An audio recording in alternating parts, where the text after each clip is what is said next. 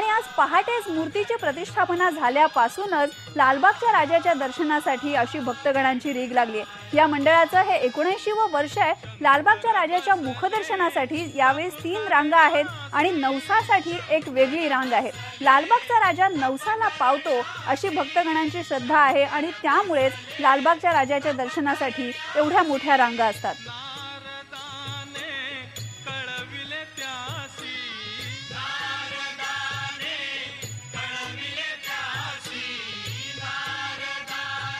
लालबागच्या राजाच्या दर्शनाला भक्तगण तर येतच असतात, पण दरवर्षी सेलिब्रिटींची सुद्धा इथे धूम असते। आज पहिल्याच दिवशी राजाच्या दर्शनासाठी आशा भोसले आल्या होत्या। आपण त्याची दृश्य बघू शकतोय।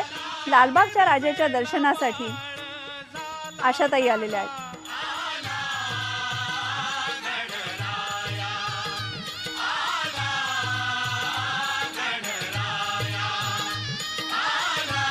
जे सेलिब्रिटी इथे येतात अतिशय श्रद्धेनं लालबागच्या राजाचं दर्शन तर घेतातच, पण लालबागच्या राजाची आरती पूजा यामध्येही सहभागी होत असतात।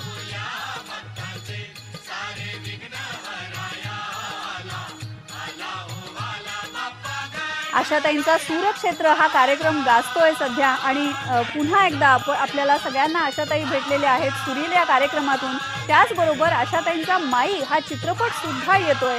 कदाचित या सगळ्या सिनेमासाठी कार्यक्रमासाठी आशाताई लालबागच्या राजाकडे मागणं मागत असतील।